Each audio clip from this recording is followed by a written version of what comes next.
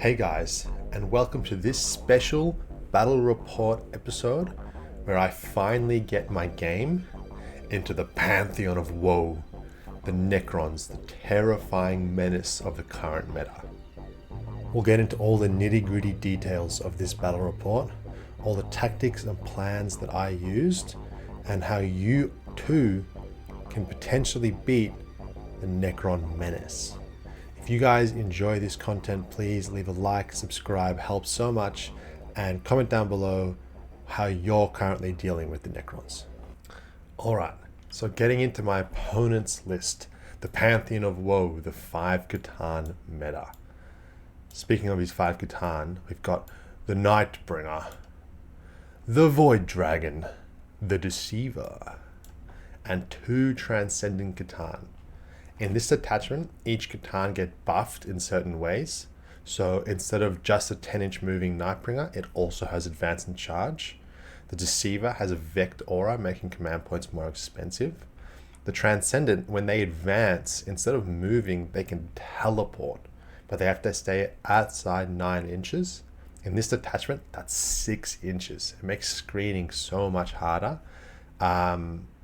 I don't know what the Void Dragon's one is. It's something to do with vehicles. He's got Imitek the Stormlord to give him bonus CP and sit on his home field. He's got a Triarch Stalker for a bit of early game pressure. It's OC4 and pretty tanky with a 4-up invulnerable save. And 2 squads of Flayed Ones for screening out the midboard and the backboard, depending on how he wants to play it. The Deceiver also gives him a redeploy, so what he would do is he would place these Flayed Ones in the center of the board, preventing me from doing my infiltrators as well, and then redeploy them based on what I've done. My list is the one I've been talking about a lot. It's the one that I built to deal with Necrons. Necrons being 20 Necron warriors, this army can one-tap it. 6 Wraiths, this army can neuter it. Kharn, this army can handle it. Now, only Kharn. Can this army handle only Kharn? Well, let's get into it.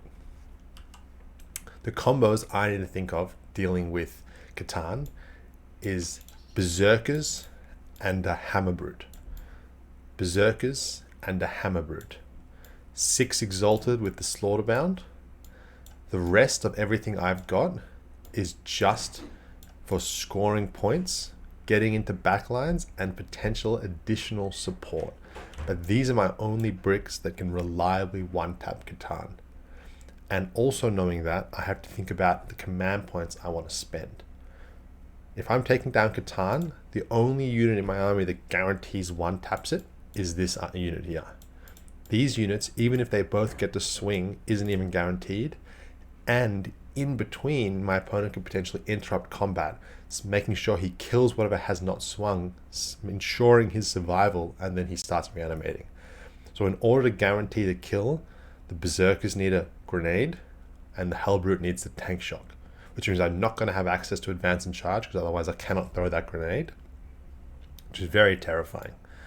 So I'm thinking this unit goes in, 2 CP, kills a Kharn. This unit can go in, kill 2 CP. Pretty much use 2 of my CP, but also kill a Kharn. And that's really key. The Helbrutes are just there for the extra mortal wounds that they provide with the tank shock, and then the off chance that my opponent doesn't have 2 CP to interrupt or doesn't think they should. So let's get into deployment and see how this game unfolded. In reserves, I have my Helbrute with the Scourge, 6 Exalted in the Deep Strike, and obviously Kharn in his Rhino.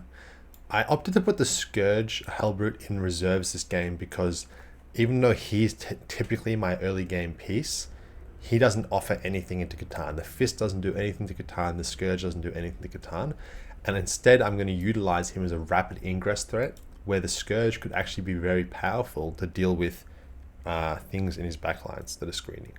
My opponent's deployment, see, they've got the Kharn Triarch, the Nightbringer, ready to move 10 inches with an advance and charge into the center. Transcendent, protecting his Flayed Ones, and also ready to teleport wherever they're needed. This Triarch Stalker scouted 8 inches to the side, and then what it's going to do is it's going to move 8 inches, and it's just going to go and toe onto this objective marker either here or through the back. He's using Flayed Ones to help additional screening on his home field with Imitate the Stormlord. The Deceiver's also back here, and so is the Void Dragon. I went first, and I put Kharn the Betrayer and his Rhino up against this wall with a 1-inch bubble so he couldn't charge me. I had a Helbrute up here, ready to go this way. 8-bound, ready to go into the center. Spawn, ready to go into the center. This Helbrute, ready to go into the center, or potentially go this way. The Master of Execution and his Berzerkers out here. Now, keeping in mind that the Transcendent can be anywhere and has a damage 2 gun that's really obnoxious to deal with for Berzerkers, I opted to use my 8-bound as a sacrificial tool, where they would screen out 6 inches around here, and if he teleported his Transcendent Kharn, it would be not within 12 inches to shoot my Berzerkers. One of the small weaknesses of Kharn is that their ranged firepower is not very ranged. Like, it's only 12 to 18 inches on a lot of their guns. So when you've got that extra points in 8-bound, in Spawn, it's important you use those for screening tools, because these damage to 8-bound and damage to Spawn, I can't even rely on them to do 1 damage to a Kharn. It's really not what is going to be dealing the damage. I need them to enable Berzerkers to deal damage. One small mistake, I think, in this deployment was trying to contest this objective marker. This Helbrute needs to be here in the center, which would give free reign for this Helbrute instead to be over here, ready to push. So knowing he couldn't shoot these Berzerkers, he just teleported 1 Kharn over here, and he also brought the Deceiver around to shoot at the 8-bound. Triarch Stalker ran in and sat behind this wall. My opponent drew Engage on all fronts, so he used this Transcendent Kharn to teleport over here and apply some pressure on this angle. And then he just was a bit patient, and he sat his 2 Kharn next to each other here, ready to go out together. And now that's a really big threat if they're moving around together. So he did some shooting, and he managed. Oh, so he also put these Flayed Ones onto this objective marker, so I would be unable to stick it. And he drew Recover Assets. So I think these Kharn were further up. My mistake. He drew Recover Assets and Engage on all fronts. So he was able to engage on 3 fronts and use the Flayed Ones to do the objective in the center of the board, while also denying me from sticking this center objective marker. He managed to kill these 2 Spawn, and also killed one of those Spawn from shooting down that angle. I was a bit silly to do that. And then with shooting from the Transcendent Kharn and the Deceiver, he managed to pick up all 3 of those 8-bound. Now, going into my turn, I need these Berzerkers and this Helbrute to connect with this Transcendent to make sure I can kill it. So I brought my Helbrute around 9 inches, but what that ended up being is I was 9.9 away from his Transcendent. So I'm like, man, staring down a 9-inch charge here. Whereas if I didn't have this Helbrute here and I had him here instead, then when I moved that 9 inches up, I would have only been having a 7-inch charge. And at this point I had 3 command points, which would give me my reroll charge, which would give me my tank shock, and which would give me my grenades to make sure I can kill this Transcendent. I brought this Chaos Spawn into the center to try and kill those Flayed Ones, but he actually overwatched that with the Kharn Shard of the Void Dragon, killing it, which meant I had to then send down my 8-bound instead, because I needed me out of shot. I'm knocking him off this objective marker. This is fine because I can use them also to screen his movement here in the next turn. So I brought my other Helbrute around again. Look, now my Helbrute's going back to where I needed it to be originally, and he actually is letting me score on this objective marker for now. I do bring out my Berzerkers as well, and it's a 9-inch charge, but it's a 9-inch charge that I have to bank on, because if I don't deal with this Transcendent right now and out OC him, by going second, he's now scoring more points than me, and he's got that the last turn advantage. So I need to put the pressure on him right now. Thankfully, I do bang a 9-inch charge with my Helbrute. I think I had to spend a command point to re-roll it. With the help of that plus the grenades, I managed to bring down the Kharn to 12 wounds. And then with a bit of a high roll guys, blessings of Kharn, guess what I rolled this battle round? I rolled sustained and something bad, because I need sustained and lethal every turn. The Master of Executions with the Favorite of Kharn, my favorite enhancement. I re-rolled 2 of those dice. Boom, shakalaka. I now have sustained and lethal. So he goes in and he kills this Transcendent Catan and ties up his Triarch Stalker. Oh, goodness gracious. Necron's Busto. He spends a command point to pretty much automatically explode with this Transcendent Catan, dealing 3 damage to my Helbrute and killing a Berserker and dealing another damage to another one, right? And then he spends a command point to fight on death with his Transcendent Catan and swings into the Berserkers and kills a bunch more. So I almost don't take him off this objective marker, and now these Berserkers are almost completely neutered. But what is going for me is that I'm tying up this Triarch Stalker, and my Helbrute on 5 wounds is kind of untouchable at this point. These 8-bound charge in and do manage to kill, as you would expect, 5 flayed ones. I was able to stay outside of the 6-inch heroic intervention from these guys, and then I was able to pile backwards such that this guy wouldn't be able to move 10 inches over me and shoot my Helbrute.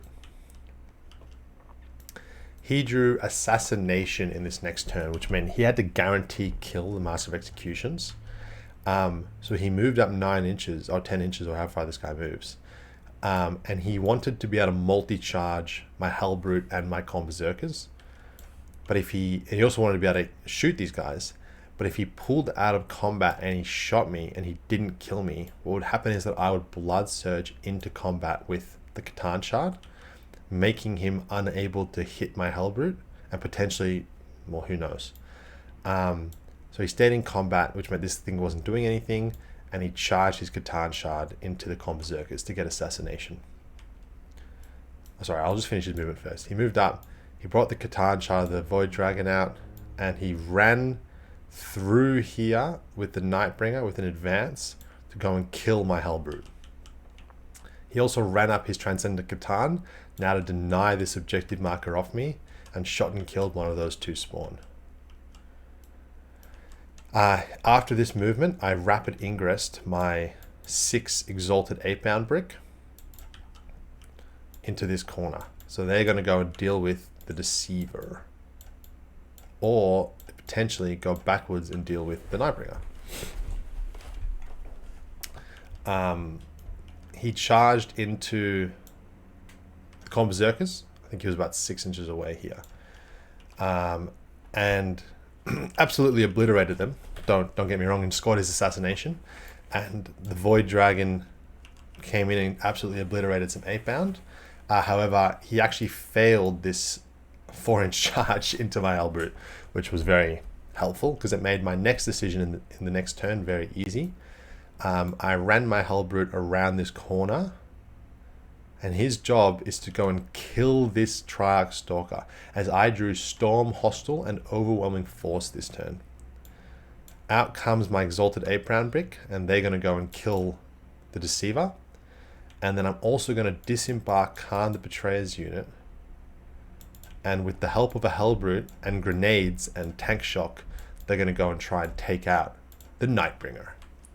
So they're going to charge in. Now I couldn't prevent him from heroically intervening, so he did get the heroic intervention off into my Helbrute. Out come the Berserkers.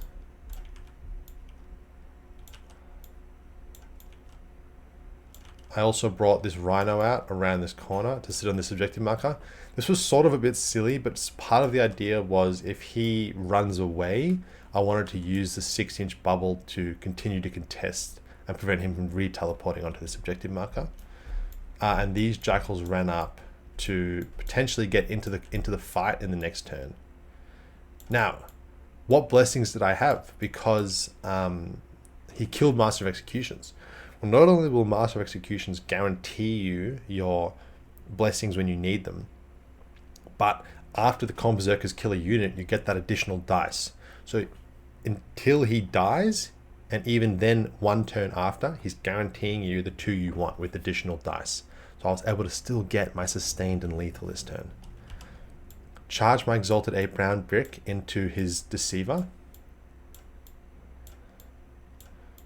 Charge the Helbrute as well around the corner, staying outside of 6 of this guy into his Triarch Stalker. Now, I have to fight first with my Exalted Eightbound. I can't go and look over here. Because the Kharn Shard of the Deceiver is just flat 3 damage, if he picks up 3 or 4 of these 8-bound, I no longer one-tap him. And that's a big problem. Whereas even if he over here kills a bunch of these Berzerkers, I can still potentially one-tap him. Because he's injured from tank shock and grenades. But let's show you guys the damage output of this unit. Let's go 30 attacks with Exalted Eightbound, hitting on 3s. Oh yeah, baby. Sustained and lethal. Wounding on 3s. I'm handing him 24 saves. He saves on 4 pluses. Look, you know, sometimes they save a lot of them. 2 damage apiece because I'm +1 damage and he's -1 damage. And I deal 13 damage, putting him down to 3 wounds remaining. Is that right? 3 wounds remaining. So I don't even kill him with the 6-man. And then the Slaughterbound, of course, has to go happy birthday. Hitting on 2s with sustained and lethal. And then wounding on 3s because I'm strength 12. That's very good. Handing him 5 saves. He's got to save these on 4-ups. Passes 3 of them. These are 3 damage each though. So I'm handing him 6 more damage onto his 5-up Feel No Pain. He passes 3, but 3 go through and he's got 3 wounds remaining. Goodness gracious. This unit that deals 22 damage to a Kharn Shard can still be under average. But that's why we're taking a 6-man. Because even if we're under average, we need to guarantee the kill. If this thing lives, we lose the game on the spot. So we do guarantee the kill with the help of absolutely chucking everything into it. But he's got 4 CP at this point. So what does he do? He automatically explodes, killing 2 of these guys because he rolled a 6. He automatically fights on death, killing 2 more in combat. This unit's now neutered and down to 3 OC to the 4 OC of the Triarch Stalker. So I've got to guarantee the Helbrute can kill it. What else does he do? Because he's got infinite command points because of the help of Imitate the Stormlord. He interrupts combat with the Nightbringer and puts all his attacks into my Berzerkers with a sweep. Now, thankfully, I did plan for this, and I had 2 CP for -1 damage, meaning that he only killed, I think, 4 of these Berzerkers on the sweep. He rolled pretty poorly, and I got some good saves. Thankfully, that meant with the damage of grenades and tank shock, my Helbrute and my Berzerkers were able to bring down the Nightbringer. But this Void Dragon absolutely obliterated my Helbrute, and now have no way of guaranteeing the kill on the Void Dragon or the Kharn. So I've killed 3 of his Kharn, which is the game plan, but I'm now running out of assets, and those 2 Kharn are free reign. Looking over here, I've got a Helbrute, my favorite model, the one that never fails me, guys, in combat with the Triarch Stalker. Now, don't forget, I have Storm Hostile and Overwhelming Force. So I have to kill this thing for that Storm Hostile. It's 4 victory points. Now I swing into it, and I deal 4 damage, unable to kill the Triarch Stalker. It had also taken a damage from the explosion of the Kharn Shard of the Deceiver.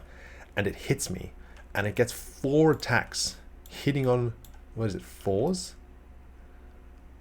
Hitting on 3s, so it drops once, and then wounding me on 5s.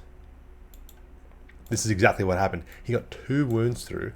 It's AP 1, damage 3. Okay, AP 1, damage 3. So I'm saving on 3-ups. I rolled a 2. A 1 and a 2. Oh my goodness. He kills my Helbrute in combat because I was only on 5 wounds from the explosion of the Kharn in the previous turn. Kills my Helbrute. Means he's OC4 to my OC3. Not only do I not score Storm Hostile objective, he also gets to score victory points on that objective marker in his next turn, and then again in the next turn denies me 5 points. So that's 4 points from Storm Hostile, 5 points from him scoring, and then 5 more points from me not scoring because I don't have enough OC to score in my next turn. That is a 14 victory point swing. I looked up the odds, guys. A Triarch Stalker taking out my Helbrute, 2% chance. It is what it is, guys. Dice tell stories. You know, it had to happen. He got the rolls. He did really well. That being said, I could have easily failed my 9-inch charge over here. My bad play, potentially lost. So the game's not over. It's just quite hard now. In his turn, he runs in with the Void Dragon of the Deceiver. I think I had these guys slightly further up. And so when he charged my Berzerkers, I was actually able to heroically intervene with these Jakhals and try and swing them around with my 3-inch pile-ins and consolidates and go 3 inches and then 3 inches. And actually, I was able to touch this objective marker.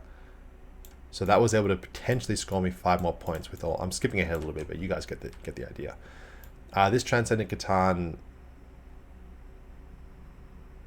at the time couldn't get onto my home field. I think he drew a secondary that required it to do an action. And so it didn't actually do anything. It was just scoring in points. He brought Imitate the Stormlord out. He got to roll a 1-inch advance here. And then also brought his Flayed Ones to screen out the backboard. So he was screening me out from arriving here. And I had to pretty much rapid ingress my Helbrute into this corner over here, my one and only command point on a rapid ingress.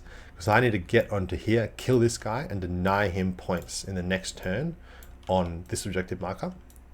And he only has 3 OC, because otherwise I would have gone in here or here and gone and killed and just taken it and controlled it myself. But another reason why this Triarch Stalker Living guys was so bad was because its 9-inch bubble combined with their 9-inch bubble, meaning I couldn't arrive here either, which meant that my Helbrute could never have a chance of taking this objective marker from him. It would only deny him points on evening the OC. I wouldn't score on it myself. So another little thing that this thing saved him on points wise. He opted to split fire here and swing into both my Jakhals and my Berzerkers, which is a bit weird. He only had 10 attacks on the sweep plus 6, so he killed I think 5 of these Jakhals, and he also killed all but 1 and Kharn the Betrayer, which meant that in my clapback I actually did about 10 damage to this Nightbringer, this Void Dragon, in his turn, which was really, really crucial. And then he has a stratagem to force battle shock tests, so he actually ended up battle shocking my Jakhals, and my Berzerkers were not on the objective marker. So that's another little way that they have of reducing your points. So at this point the game is so close because he's scoring points, I'm scoring points. We're going into battle round 4 now, and my Helbrute runs up, and the genius I am, think to myself, oh, I can flame these guys, and if I can kill 2 of them, or if I can kill 3 of them, now what's going to happen is if I charge and then take the objective, I'm actually going to control it. What happens is that I only kill 1. I kill this flayed one. And I'm like, oh, well, you know, killed 1, flayed 1, whatever. Helbrute runs in, flips and annihilates Imitate the Stormlord, and makes contact with his objective marker. Guys, I have 3 OC, he has 3 OC, he's not scoring, and it's linchpin. So him not scoring is a big deal. Necrons reanimate. Necrons reanimate. He reanimates his Necrons onto this objective marker. I mean, I don't know what was going through my head at all. But this is linchpin. So that's 3 victory points he gets additional for controlling this objective marker. And then 5, because that meant that this was valued at more. So +2. So +2 victory points. So I've given him an additional 5. That's 19 victory points. Let's be real, 5 victory points from a terrible decision on my part, and then 14 from luck.